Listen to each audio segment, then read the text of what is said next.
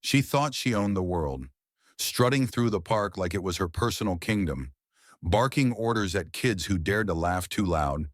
Karen's voice could curdle milk shrill, entitled, slicing through the peaceful hum of the afternoon.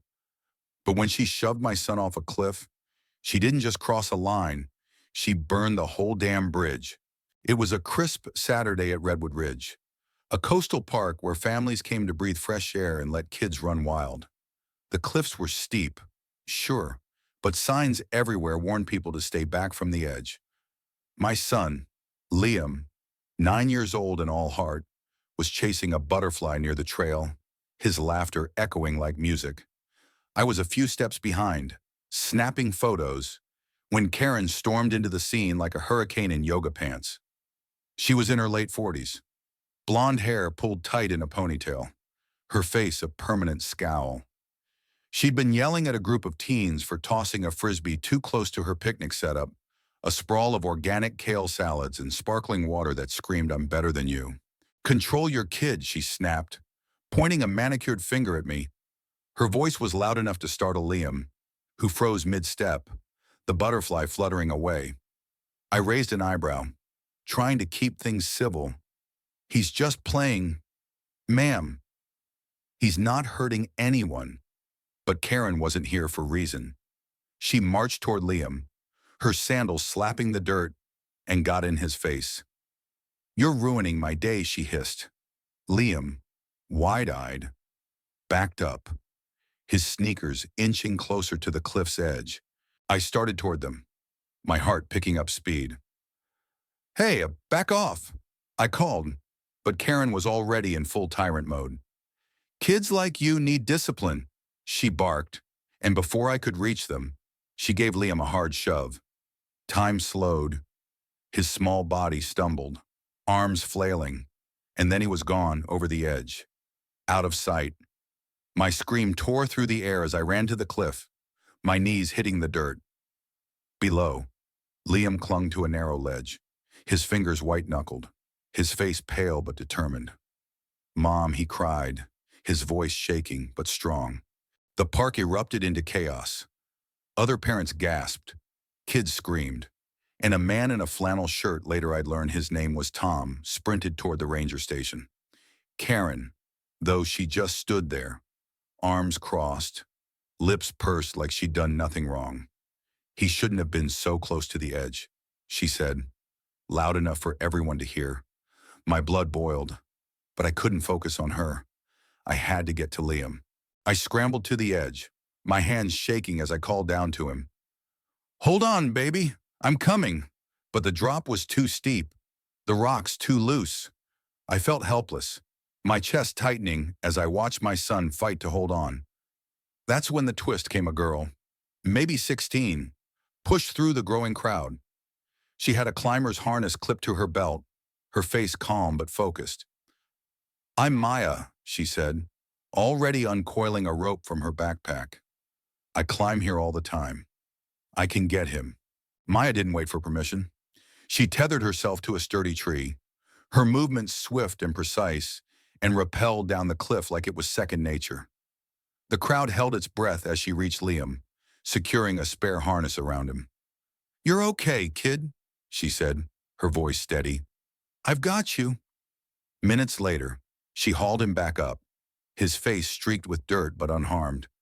I pulled him into my arms, tears streaming, my heart pounding so hard I thought it might burst. But the drama wasn't over.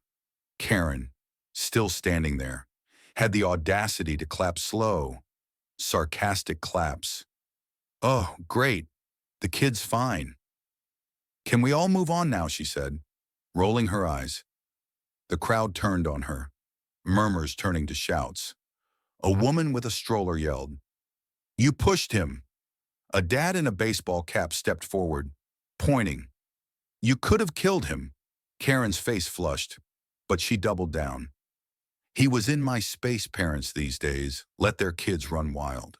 That's when Tom, the guy in flannel, reappeared with a park ranger, a no-nonsense woman named Officer Daniels. She'd heard enough from the crowd to piece things together. "Ma'am," she said to Karen, her voice sharp, You're coming with me? Karen scoffed, tossing her hair. This is ridiculous. I'm a paying member of this park's donor club, but Daniels wasn't having it.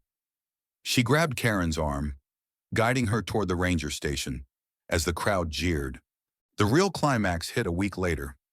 Liam was okay, thank God, but the story spread like wildfire. Local news picked it up, and social media exploded with our Cliff Karen hashtags. People posted videos of Karen's rant, captured by a teen's phone, and the image of her smug face next to Liam's terrified one went viral. But here's where it gets wild. Karen, in her infinite wisdom, decided to sue me for emotional distress, claiming Liam's reckless behavior had traumatized her. The audacity was unreal. The courtroom was packed, the tension thick enough to choke on. Karen sat at the plaintiff's table, her lawyer spinning a tale about her fragile mental state.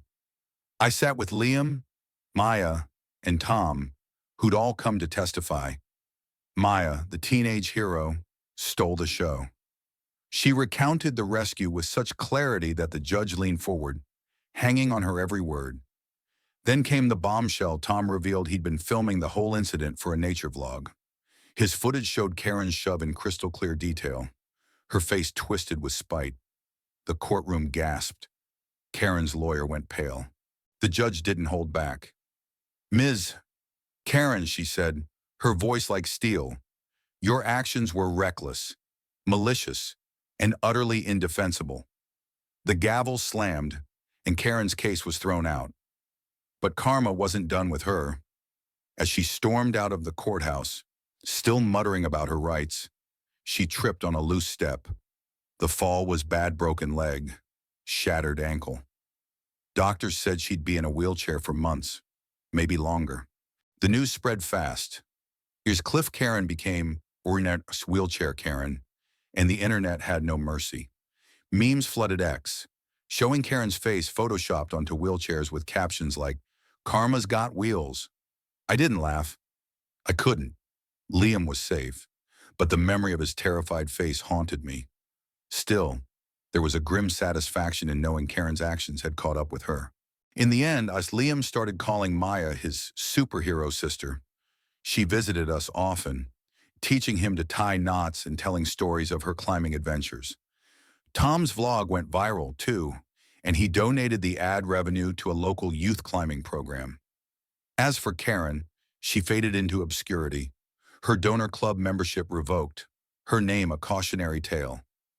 The park put up new signs, stay back and stay kind.